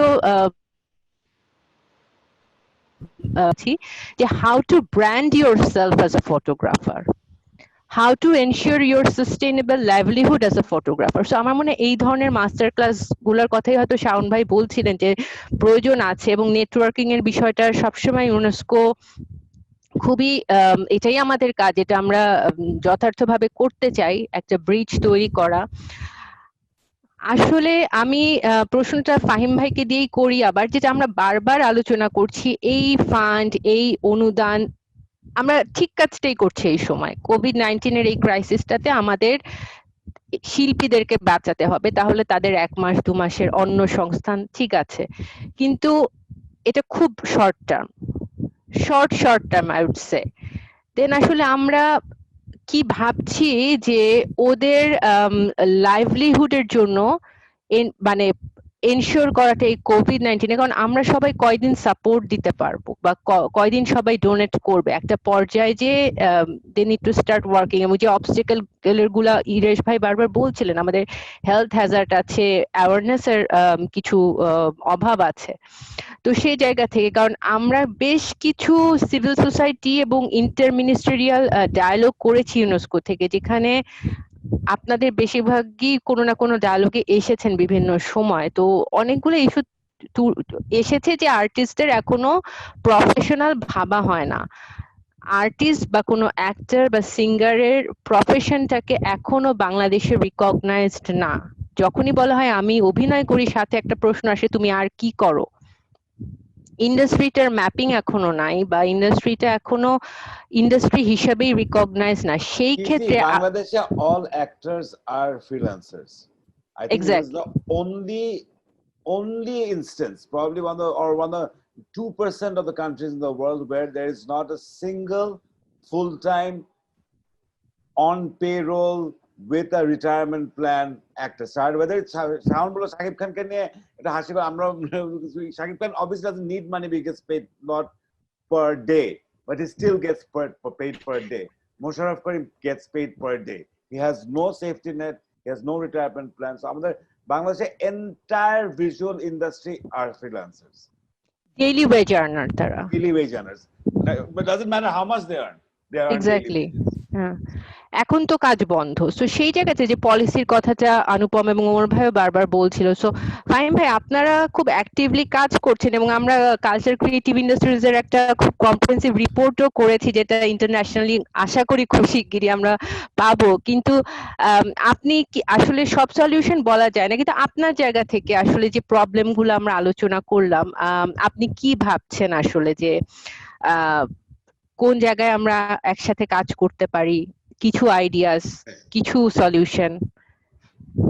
না ঠিক আছে, ধন্যবাদ। আমি সবার কথাই তো শুনছিলাম। Basically these are very practical issues in respect of cultural sector of the country. আপনারা জানেন আমি শুরুতেই বলেছিলাম যে আমরা যে কাজগুলো এখন করছি বা যেগুলো আমি ফিরিস্তি আপনাদেরকে বললাম যে আমরা এই করছি, টাকা দিচ্ছি, এই করছি, অনুদান দিচ্ছি, এগুলো কিন্তু খুব অপ্রতুল। This is for the very much the solution of the time being, এই মুহূর্তের জন্য এটা ভাবনা। আর আপনারা জানেন যে মাননীয় প্রাইম মিনিস্টার যে আমাদের যেই কিছু ইনসেন্টিভ প্যাকেজ অলরেডি দিয়েছেন about $11.2 billion, equivalent to 97,000 crore টাকা। এটাও কিন্তু আমাদের যে জনসংখ্যা তার তুলনায় কিন্তু আসলে অপ্রতুল। এটা হচ্ছে শুধুমাত্র এই ক্রাইসিস পিরিয়ডটা আসলে ওভারকাম করবার জন্য যদি কিছুটা সাহায্য হয়। এখানে আমাদের যেমন শাওন ভাই বলেছিলেন যে এই যে আমরা 5,000 করে টাকা দিচ্ছি যে শিল্পীদেরকে,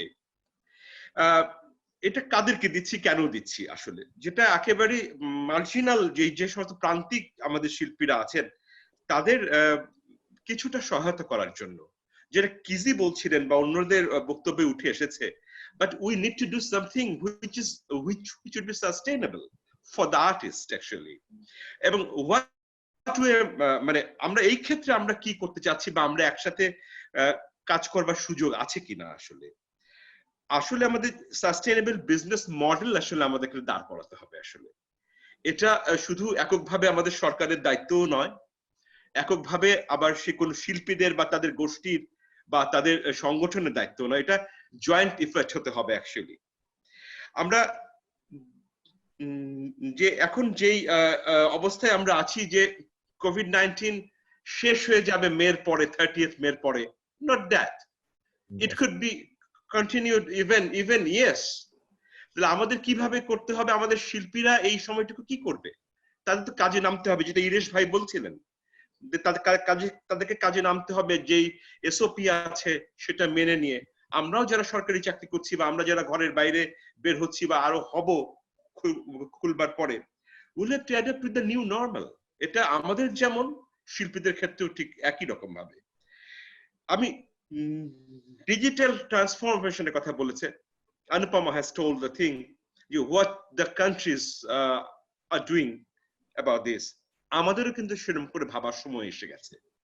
আমাদের বাংলাদেশ আমরা অতটা না পারি, কিন্তু কিছুটা কিন্তু আমাদের করতে হবে। এর জন্য কিন্তু আমাদের ওমর ভাই যেটা বলছিল যে আমাদের সংগঠনগুলোকেও কিন্তু এগিয়ে আসতে হবে আসলে।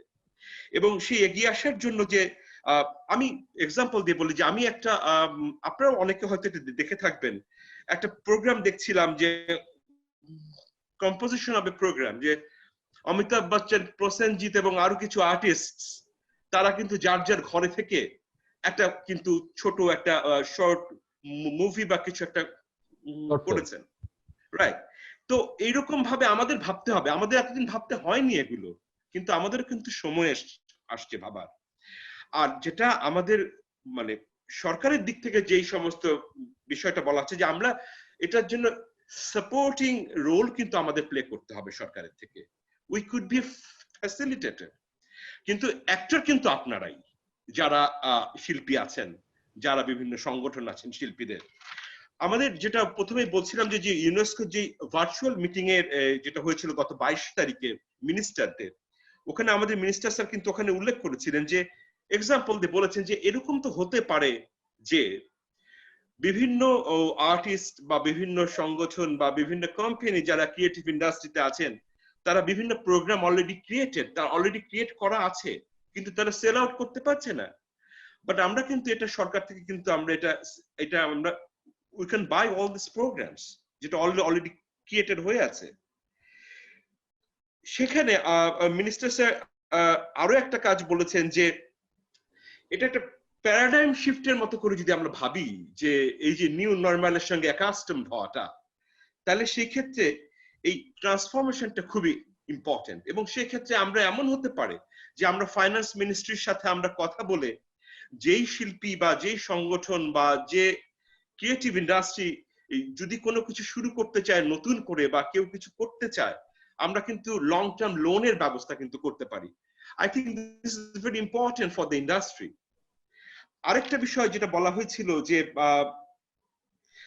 যে সমস্ত কালচারাল হেরিটেজ সাইট আছে, আমাদের যে সমস্ত মিউজিয়াম আছে, এখানে আমরা ভেবেছি যেটা যে এখানে যারা, যদি আমরা অন্যান্য কান্ট্রির দিকে তাকাই, অনেকখানি কিন্তু এরকম আছে যে এরকম ওয়ার্কার আছে যে তাদের কাজ কিন্তু এই সমস্ত এই কালচারাল হেরিটেজ সাইট বলেন, মিউজিয়াম বলেন, লাইব্রেরি বলেন, তাদের কাজ কিন্তু এখানে নাই। তারা কিন্তু কাজ already they have been terminated for this crisis. But বাংলাদেশের কিন্তু সিচুয়েশনটা ডিফারেন্ট। আমাদের এখানে এই সেক্টর গুলোতে যারা কাজ করছে, কালচারাল হেরিটেজ বলেন, সাইটস গুলোতে, জাদুঘরে, তারা কিন্তু সরকারি এমপ্লয়, কাজে তাদের চাকরি কিন্তু যায় নাই। বাট এর জন্য তারা এই অনলাইন টিকেটিং সিস্টেম বলেন, অনলাইন ভার্চুয়াল ট্যুর, এই সমস্ত করার জন্য কিন্তু তাদের কিছু স্পেশাল বাজেট লাগবে তাদের। তো আমাদের মিনিস্ট্রি এটাও ভাবছে যে সামনের অর্থ বছরে আমরা এইসবের জন্য কিছু এক্সট্রা বাজেট আমরা কিন্তু আনতে পারি সরকারের কাছ থেকে। KG Fahim bhai, thank you. I would like to thank Ministry of Cultural Affairs as well, but like we need to actually, কারণ যখনই আমরা ডাকি আমরা তো বলি যে সরকারের এটা করতে হবে ওটা করতে হবে, কিন্তু সেটা শোনার জন্য ফাহিম ভাই সব সময় থাকেন, যে উনি সবসময় সিএসও দেশের সিভিল সোসাইটি অর্গানাইজেশনদের সাথে বসতে মানে আগ্রহী হন। এবং আমি ওনাকে যখন বললাম যে আমরা এরকম একটা কথা বলতে চাচ্ছি, উনি এক কথায় বললেন যে হ্যাঁ আমি শুনতে চাই আসলে সমস্যাগুলা কি। তো এই যে একসাথে বসা, এই ব্রিজটা তৈরি করা, সেটা যে সংস্কৃতি মন্ত্রণালয় করছে, এটাও কিন্তু একটা অনেক বড় ধাপ আসলে এগিয়ে আসা। তো সেটার জন্য আমি আসলে আপনাকে এবং সংস্কৃতি মন্ত্রণালয়কে ধন্যবাদ দিতে চাই। শাওন ভাই এই মুহূর্তে কি করছেন এবং কিছু আসলে আমরা সলিউশনে কিছু আইডিয়াস, কিছু আশার কথা, কোন জায়গায় আসলে আমরা কাজ করতে পারি যে আমরা ভবিষ্যতে আবার যদি কখনো এরকম ক্রাইসিসে আশা করি পড়বো না, কিন্তু যদি পড়ি আমরা যাতে জানি, যেটা ইরেশ ভাই বলছেন যে সবাই ফ্রিল্যান্সার, কোন একটা জায়গায় যে আসলে আমরা কাজ করতে পারি যেখানে আমরা সাস্টেনেবল লাইভলিহুড এনশিওর করতে পারবো একটা বড় গ্রুপের জন্য, আর্টিস্ট কমিউনিটির জন্য। একসাথে দু তিনটা প্রশ্ন করে ফেলেছে, তো একটা করে অ্যান্সার করি। প্রথমত যেটা হচ্ছে যে গ্রে কিংবা আমার প্রতিষ্ঠান গ্রে কি করছে, grey Dhaka, we are advertising farm, communication agency. কিন্তু আমরা যেটা করছি, আমরা একটা তো অংশীদার তো কেজিও ইউনেস্কোর কাছ থেকে আমরা যে প্রথমে যে গানটা করেছিলাম 26শে মার্চের জন্য, আবার এসেছে ফিরে উত্তাল মার্চ, এই গানটা এখন has become 30 to around 40 million views globally. New York থেকে শেয়ার হয়েছে, WBB has shared it as one of the top 5 campaigns in the world during COVID. UNESCO share করেছে from global headquarters and all. So it has got a lot of মানে কি বলবো feedback, good feedback from everybody. এবং সবচেয়ে বড় কথা যে more than anything else, ওই সময়টা স্বাধীনতা দিবসের সময় মানুষকে যেভাবে করে ইন্সপায়ার করেছে, মোটিভেট করেছে, সেটা আসলে অনেক জরুরি বলে আমার কাছে মনে হয়েছে। সো সেটা একটা বিষয়। আর এই মুহূর্তে আমরা খুব ইন্টারেস্টিং প্রজেক্ট নিয়ে কাজ করছি, যেটা will be of some interest of Fahim ভাই আমার ধারণা। আমরা একটা প্রজেক্ট ডিজাইন করে ফেলেছি অলরেডি, এবং আমরা আইসিটির সাথে শেয়ার করেছি, আমরা কাজ করছি এই মুহূর্তে। সেটা হচ্ছে ঈদের সময়, এবার ঈদটা একটু দুর্বল ঈদ হবে, একটু মন খারাপের ঈদ হবে, বাড়ি যেতে পারবে না লোকে, কাজ করতে পারবে না, বাড়ি ফিরতে পারবে না। সো আমরা ঈদের সময়টাতে, ঈদের যে কোনো একটা দিন, এখন ডেট ফিক্স করিনি, আমরা একটা প্রজেক্ট ডিজাইন করেছি, প্রোগ্রাম সফটওয়্যার ডিজাইন করেছি। প্রোগ্রামটার নাম হচ্ছে একান্নবর্তী বাংলাদেশ। একান্নবর্তী বাংলাদেশ একটা 2 থেকে 2.5 ঘন্টার একটা প্রোগ্রাম, যেটা আসলে পৃথিবী জুড়ে যত বাংলাদেশি আছে, famous Bangladeshi, everybody will join. আমি অলরেডি 100 জন শিল্পীকে অ্যাড করে ফেলেছি। আমি পেইন্টার শাহাবুদ্দিনের সাথে প্যারিসে কথা বলেছি, he is on board. Akram Khan from London is on board. আমাদের খুব বিখ্যাত প্লেয়ার আছে একজন ব্রিটিশ বাংলাদেশি, নাম হচ্ছে গিয়ে ও লেসেস্টার সিটির জন্য খেলে, ও যে জানবে Iresh, Hamza Chowdhury. Hamza is joining us. Shohini is joining us. Rana Begum, the famous painter, is joining us. Tamim Iqbal is joining us. Amader Fuad Al Muqtadir from New York is composing one song with 20 artists. এবং আমাদের নকিব ভাই is composing another song, like a dance performance, অভিনয়, নাটক, everything together. We are designing a program which is basically a fundraiser. যেটা আসল কথা, it's a fundraiser. So everybody will call for to donate to a specific fund.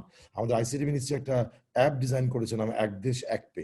All the crowdsourcing fund like BRAC, Bidyanondo, আমাদের কি বলে প্রধানমন্ত্রী তহবিল, Sajeda foundations, যে কোনোটাতে ওই অ্যাপ থেকে পে করা যায়, ফান্ড জমা দেওয়া যায়।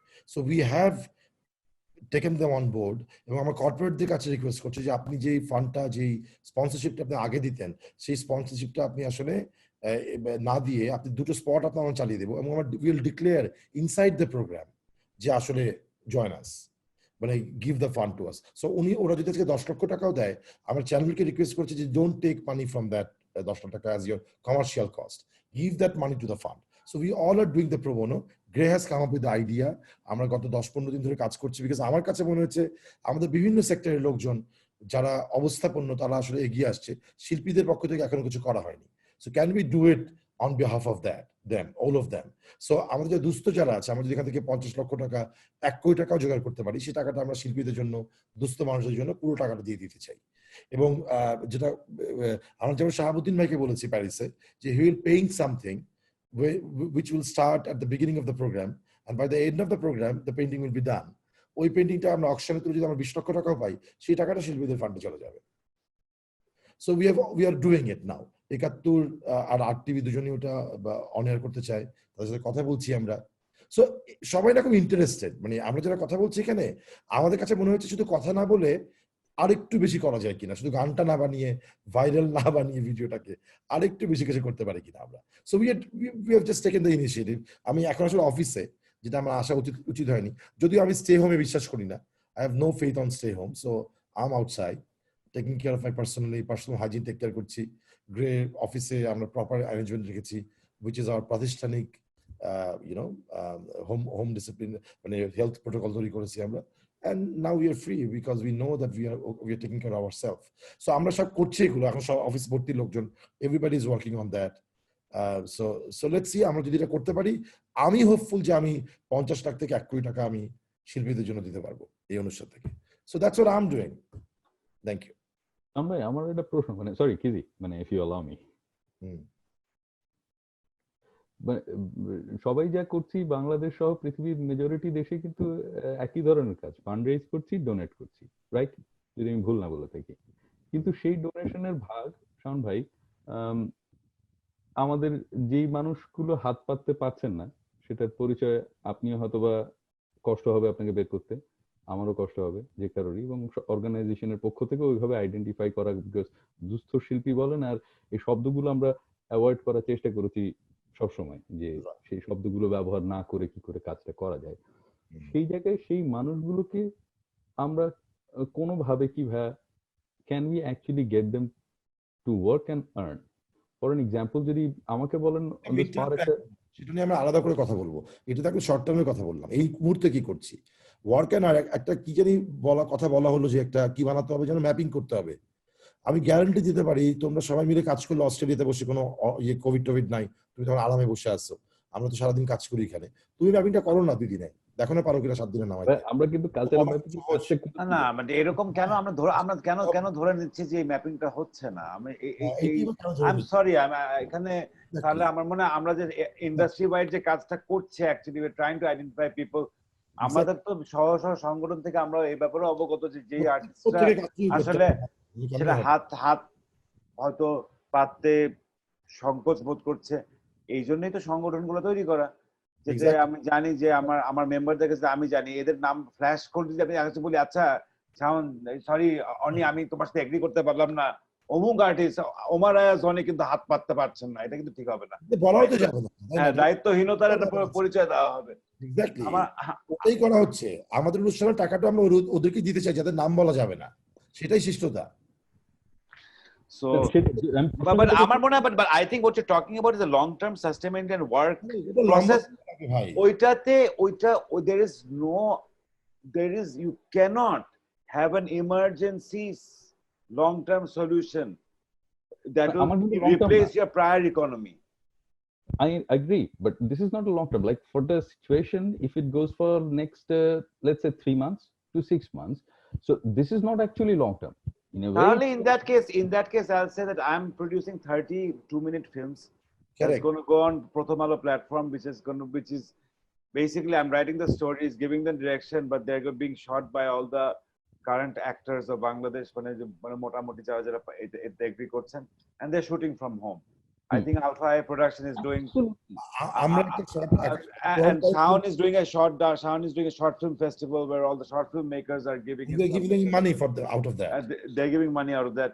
Sharia Shakil Alpha is doing 7 20-minute telefilms. Correct. That once again, the pre-production is being done remotely. Direction is being given remotely by directors like Gautam Koiri and কি বলে আমাদের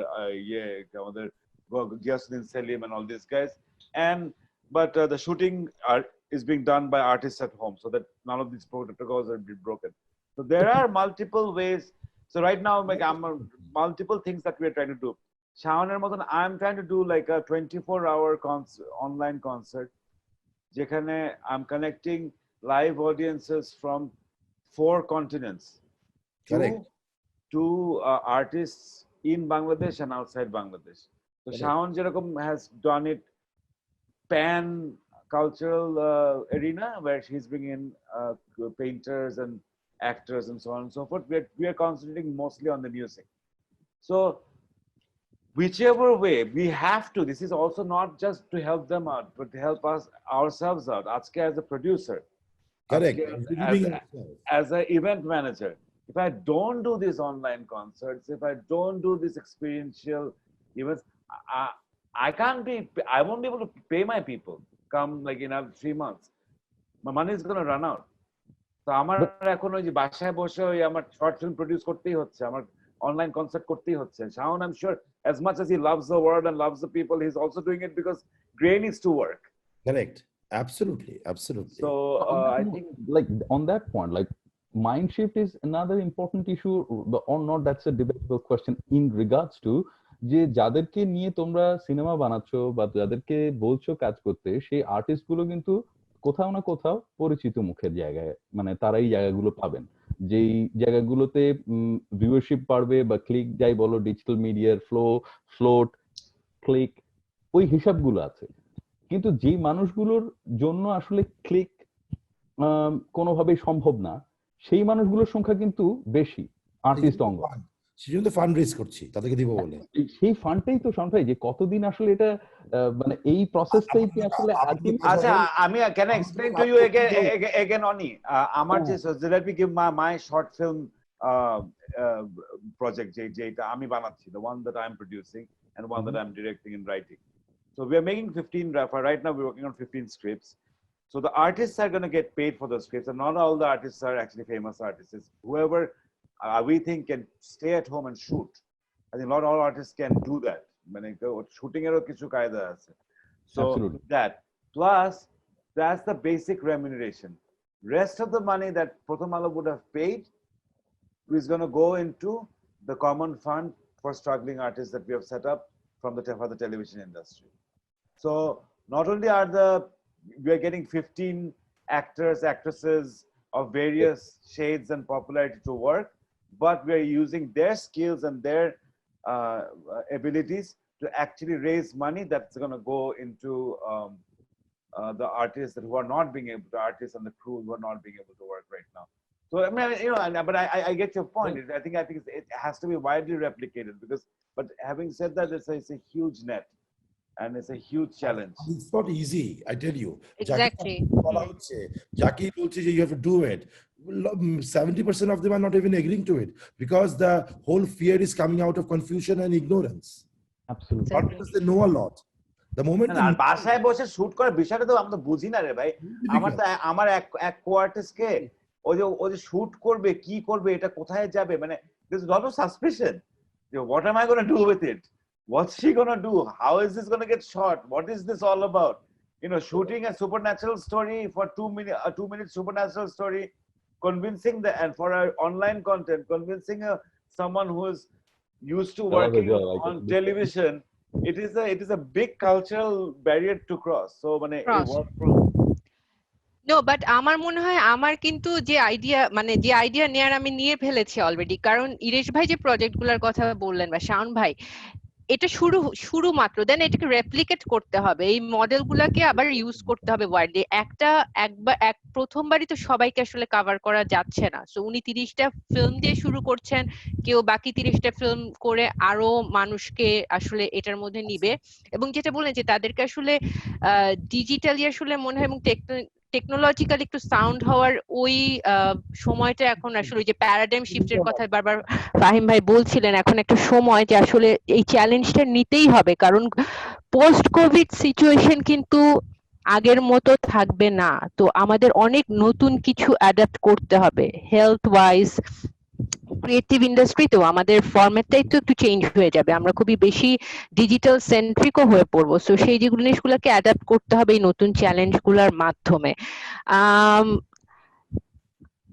ওমর ভাই, দেন অনুপমা, দ্য সেম কোয়েশ্চেন, আপনার ideas Omar ভাই কোনো? আমার basically যেটা আসলে হতে পারে আমি জানি না, মানে এটা because I am not a producer, not a director, I am just a mere actor. So যে not just an actor, you are an actor, এটাই তো মানে অ্যাক্টরও তো একটা প্রফেশন। হ্যাঁ, তো ওই জায়গা থেকে যেটা মনে হয় যে যেটা রাইটলি মেনশন করলো যে রেপ্লিকা হওয়া, অর্থাৎ এই জিনিসটা আরো অনেক বেশি এবং অনেক জনের মাঝে ছড়ানোটা খুব জরুরি। সেই কাজটা আসলে ওই জায়গাটা আমি তখন ফাহিম ভাইকে তখন প্রথম দিকে মানে বলছিলাম যে কালচারাল মিনিস্ট্রি বা ইউনেস্কোর যদি একটা এফিলিয়েশন থাকে, সেটাতে অনেক ক্ষেত্রে অনেক ধরনের মানুষকে উজ্জীবিত করে।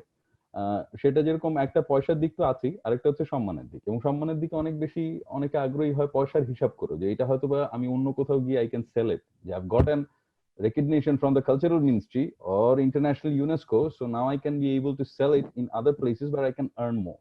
So that's how can we do something যে কোভিড কে ঘিরেই যেখানে আজকে শুটিং করা অলমোস্ট বাংলাদেশে অ্যালাউ করা হয়েছে, কিন্তু সেটা নিয়ে তর্ক বিতর্ক আছে, কিন্তু সেই জায়গায় অ্যালাউ যদি ফুল হয়ে যায়, যদি করা হয়, তাহলে আমরা ওই গাইডলাইন্স গুলো তো মানতে পারছি কি পাচ্ছি না সেটা নিয়ে ডিবেট থাকবেই। যদি না পারি তাহলে এটা আরো অনেক বেশি এফেক্টেড করবে ওই জনগোষ্ঠীকে যারা ওখানে কাজ করছেন। তাহলে এটাকে ঠেকানোটাও মনে হয় একটা অ্যাওয়ারনেস বা একটা স্ট্র্যাটেজিক্যাল জায়গা থাকা উচিত। এবং সেটার সাথে কারা কারা যুক্ত হতে পারেন, অবশ্যই সংগঠন যদি ব্যাকড আপ বাই গভর্নমেন্ট হয় তাহলে আরো ভালো হয়। তাহলে সেই ক্ষেত্রে ওই কাজগুলো মনে হয় প্রথম ধাপের কাজ হতে পারে। সেকেন্ড যেটা, সেটা হচ্ছে যে এইখানে কোনোভাবে কি কোনো ইনিশিয়েটিভ নেওয়া যায় কিনা, যেটা শর্ট ফিল্ম হোক বা ইন্ডিভিজুয়াল আর্টিস্টের কাজই হোক, যারা পাচ্ছেন সেই কাজগুলোকে কোনো একটা ভাবে রিকগনিশন দেওয়া, সেটা ministry of cultural affairs, UNESCO, collaboration, আমি জানি না, বিকজ এটা তো প্রত্যেকটা সংগঠনের নিজস্ব নীতিমালা আছে, সেগুলোর মাধ্যমে পাশ হয়ে এসে তারপর করতে হতে পারে। আইডিয়া হচ্ছে যে সেগুলোকে রেকগনাইজ করা। দ্বিতীয়ত হচ্ছে বাংলাদেশের আমার মনে হয় এই মুহূর্তে জনগণের মাইন্ডসেটেরও একটা চেঞ্জ দরকার থ্রু ম্যাস মিডিয়া, যে টেলিভিশন গুলো দিয়ে এই অনুষ্ঠানগুলো বা যে মাধ্যমগুলো থেকে এগুলো প্রচার করা হয়, যে সেইখানে আসলে কন্টেন্টের ধরনটা হয়তোবা এই গত ডিসেম্বর বা মার্চ পর্যন্ত যেভাবে দেখিয়ে এসছেন সেটার থেকে একটু পাল্টে নেওয়া। সেটা নাটকের চেহারাই হোক, শর্ট ফিল্মের চেহারাই হোক, অথবা তাদের টকশোই হোক। এবং আমি টকশোগুলো চেহারা তো পাল্টাচ্ছে, নিউজের ধরন পাল্টাচ্ছে, ফিকশনের জায়গাটা হয়তোবা পাল্টানো দরকার। অর্থাৎ আমি আবারও পলিসি রিলেটেড কথাবার্তাই বলছি, তার কারণ ওই জিনিসটা মনে হয় মুখ্য। ওটা চেঞ্জ না হলে যতই মারামারি করুক, যতই রাস্তায় লোকজন চিৎকার চেঁচামেচি করুক, কোনো ফল আসবে না। আজকে প্রডিউসার অ্যাসোসিয়েশন গিয়ে টেলিভিশনকে যদি বলেও দেয় যে ভাই আমার অনুমতি ছাড়া তুমি নাটক প্রচার করো না, এটা যদি নীতিমালা না হয় কোনোদিনই এটা বাস্তবায়ন হবে না। এবং সেটা ওই পয়েন্ট থেকে বলা যে পলিসি লেভেলের কিছু ইন্টারভেনশন মনে হয় আগে দরকার, বা এটা করলে হয়তোবা সম্ভব হতে পারে যে যেই মানুষটি ঘরে বসে ভাবছেন যে আমি এখন কি করব, কারণ আমাকে কেউ চেনেও না, আমাকে কেউ ডাকছেও না, ইরেশের মতো বড় মানুষের এরকম ফিল্মে আমার সুযোগ হওয়ার কোনো স্কোপ নেই, কিন্তু আমার তো টাকা দরকার, আমি কাজ করতে চাই, তাহলে আমি কি করব? আমি পেয়েছি একটা উপায় যে বাংলাদেশ গভর্নমেন্ট বলেছে যে এই লাস্ট 3 মাসের মধ্যে যে কোনো ক্রিয়েটিভ কাজ, সেই ক্রিয়েটিভ কাজটি যদি টেলিভিশনে অন এয়ার করতে হয় সেটার একটা নীতিমালা এই হতে পারে, এবং সেটা যদি প্রচারিত হয় তাহলে ওই আর্টিস্ট বা যে এটা তৈরি করছেন তাকে পয়সা দেওয়া হবে, সেটা যেভাবেই হোক, ডাইরেক্টলি দেওয়া হোক, ইনডিরেক্টলি দেওয়া হোক, অ্যাওয়ার্ডের মাধ্যমে দেওয়া হোক। যদি এটা করা যায় তাহলে হয়তো আমার মতো ব্যক্তি বা আরো 10 জন যারা ঘরে বসে আছেন, যাদের সেই সুযোগটা নেই অ্যাসোসিয়েটেড হওয়া শাওন ভাইয়ের এই 51বর্তী বাংলাদেশের সাথে, কিন্তু তার টাকা দরকার, তার জীবন চালাতে হবে, সে হয়তো বা একটা ইনিশিয়েটিভ নিতে পারে, যেটা হয়তো বা ইন্ডিভিজুয়াল অ্যাপ্রোচে আসবে, যার কোয়ালিটি আছে, যে ওই কাজটি করতে পারেন, সে হয়তো বা এগিয়ে আসবেন, যার নেই সে হয়তো বা কোলাবোরেশনে আসবেন। অর্থাৎ যে জায়গা থেকে একটা ইনিশিয়েটিভ আমি মনে করি নেওয়া দরকার, সেটা হয়তো বা ক্যান হেল্প দোজ পিপল যারা এই মুহূর্তে বড় বড় এই বিভিন্ন জায়গার সাথে নেটওয়ার্কিং এর কারণে হোক, পরিচিতির কারণে হোক, নিজের যোগ্যতার কারণে হোক অ্যাসোসিয়েটেড হতে পারছে না।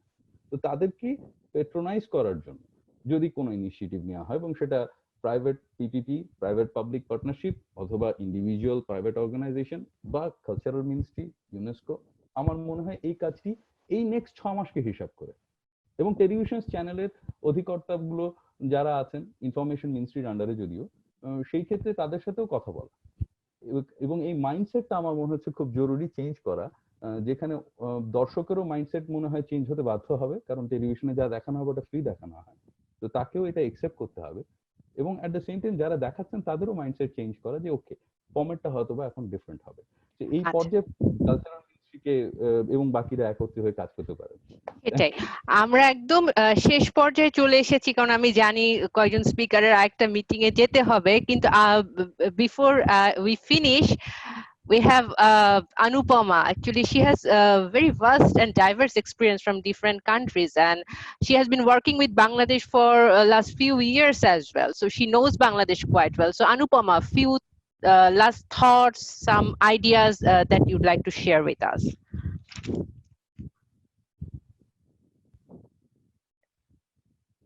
Sorry. I work in a publicly funded organization. We receive money from 50 countries in Asia and Europe to create programs for artists. And my recommendation really would be for other funders such as ourselves, whether they are public or private. Very often funders, we do not talk to each other. We duplicate each other's programs. I think we are living in a world where resources are constantly getting smaller, but the needs of the artists are constantly widening. So my recommendation to funding organizations, whether big or small, would be to talk to each other, to share information, which we sometimes do not do, to also share our failures. We often only share our successes, so that other funders don't create programs which then fail after 1 year, and then we tell them, but I knew it was going to fail. So I think it's good to share our challenges and our failures, and also to build programs after listening to the voice of the artists from the ground. And I think the needs will change dramatically, and we need to be responsive. So the idea I want to throw out there is for funding organizations to collaborate, not to compete, so that we can protect artists' livelihood in the post-COVID times. Back to you, Kizzy. Short and sweet as usual and very concrete. So before I finish, I have few recommendations. So আমি একবার ছোট্ট করে বলি আসলে in bullet points, so আমরা যদি সবাই agri করি। শাওন ভাই বলেছিলেন ক্যাপাসিটি বিল্ডিং এর কথা, এই সাপোর্টটা ইউনেস্কোকে দিতে হবে for artists and cultural professionals, of course with Ministry of Cultural Affairs, and with civil society organization, which includes of course Iresh ভাই, শাওন ভাই and everyone. আমরা সেটার সাথে অবশ্যই একসাথে বসতে এবং কাজ করতে রাজি আছি। Networking, that always we can do, and we are doing it actually. Digital মিডিয়ার কথা বলেছি, আমরা ডিজিটাল ট্রান্সফরমেশনের কথা বারবার বলছি। আমরা ফান্ডকে শর্ট টার্ম সলিউশন হিসেবে দেখছি এবং লং টার্মের জন্য আমরা খুব ইন্টারেস্টিং কিছু আইডিয়ার কথা শুনলাম শাওন ভাই এবং ইরেশ ভাইয়ের থেকে। ফিল্মের কথা শুনলাম, ওনার ঈদের প্রজেক্টের কথা শুনলাম, যেগুলো আসলে while staying at home তৈরি করা হচ্ছে এবং এগুলোকে রেপ্লিকেট করার যথেষ্ট সুযোগ আছে, কারণ এখন আমাদের নতুন এনভায়রনমেন্টের সাথে অ্যাডাপ্ট করতে হবে। আমরা ওমর ভাই পলিসি রিফরমেশনের কথা বললেন, এবং যারা আসলে একটু আনরিকগনাইজ তাদেরকে কি করে প্যাট্রোনাইজ করা যায় সেই বিষয়টা আমাদের খেয়াল রাখতে হবে। And last but not the least, খুব ইম্পর্টেন্ট, ফান্ডারদের কোলাবোরেট করতে হবে যেন একই ফান্ড ওভারল্যাপ না করে বারবার করে, বা একই কাজে ব্যবহার করা না হয়, সেই জায়গাটায় যদি আমরা একটু খেয়াল করতে পারি। ইউনেস্কোর পক্ষ থেকে আমি বলতে চাই যে যদি কোনো কারণে প্রয়োজন হয় ক্যাপাসিটি বিল্ডিং, নেটওয়ার্কিং, একসাথে বসা, interministerial collaboration, please feel free to inform us. আমরা সবসময় আপনাদের পাশে আছি, কারণ ইউনেস্কো এই লক্ষ্যেই কাজ করে যাচ্ছে এবং আমরা খুব খুশি হব এই ধরনের কাজে আপনাদের সাথে থাকতে পারলে। এবং সবাইকে অসংখ্য ধন্যবাদ। সামনে ঈদ, আর কয়দিনের মধ্যে ঈদ মোবারক, এবং প্রত্যেকের অনেক ফ্যান ফলোয়ার বেস। সবাই যদি ছোট্ট করে ঈদের শুভেচ্ছা দিয়ে দিতে চান বিফোর উই ফিনিশ। ইরেশ ভাই থেকে শুরু করি। ঈদ মোবারক সবাইকে, অগ্রিম ঈদ মোবারক। অগ্রিম ঈদ মোবারক। সবাই ভালো থাকবেন, সুস্থ থাকবেন। হয় আমার মতন বাসায় থাকবেন, না হলে শাওনের মতন যদি দুরন্ত হয়ে বাইরে যেতে হয়, তাহলে শাওন যেরকম নিজেকে সব ধরনের সতর্কতা মেনে সব স্বাস্থ্যসম্মতভাবে বাইরে যাচ্ছে, সেভাবে বাইরে যাবেন। তারপরেও সবার সুস্বাস্থ্য এবং সুখ এবং শান্তি কামনা করছি। শাওন ভাই। বাংলাদেশের সকল মানুষকে, শুধু ঢাকার মানুষ না, পুরো বাংলাদেশের মানুষকে আমার ঈদ মোবারক। সাবধানে থাকবেন, বাড়ি থেকে বেরোতে হলে সব রকম প্রস্তুতি নিয়ে বের হবেন। প্রস্তুতি বেশি ইম্পর্টেন্ট, আতঙ্কগ্রস্ত হয়ে লাভ নেই। প্রস্তুতি ইজ ভেরি ইম্পর্টেন্ট। আর হচ্ছে গিয়ে ভালো থাকবেন। বাংলাদেশ ভালো হোক, বাংলাদেশ দীর্ঘজীবী হোক। জয় বাংলা। আমাদের খুব ইম্পর্টেন্ট একজন মানুষ আছেন আজকে সরকারের পক্ষ থেকে, ফাহিম ভাই। জি, আসলে এই ঈদের এটা আমাদের অন্যরকম ঈদ, একেবারেই আলাদা। এই ঈদের সবাইকে শুভেচ্ছা জানাচ্ছি আগাম, এবং আশা করছি আর কোনোদিন যেন আমাদের এরকম ঈদ না আসে। আমরা আশা করছি যে আমাদের এই পৃথিবীর অসুখ সেটা যাবে খুব তাড়াতাড়ি। আমাদের আগামীতে আরো অনেক অনেক অন্যরকম ঈদ হবে। সবাইকে অনেক অনেক ঈদের শুভেচ্ছা এবং ধন্যবাদ। Anupama. Eid Mubarak to everyone in advance. Stay safe and please keep supporting the arts. And thanks for joining. Omar ভাই। সবাইকে ঈদ মোবারক। সবাই ভালো থাকবেন, সুস্থ থাকবেন। হ্যাঁ, মানে ঘরে থাকতে চাইলে ঘরে থাকবেন, বাইরে বেরোতে চাইলে সাবধানে বেরোবেন। এবং আশা করি ভালো থাকবেন সবাই। ঈদ মোবারক। সবাইকে শুভেচ্ছা এবং ঈদ মোবারক। ধন্যবাদ। Thank you. Thank you. Yes.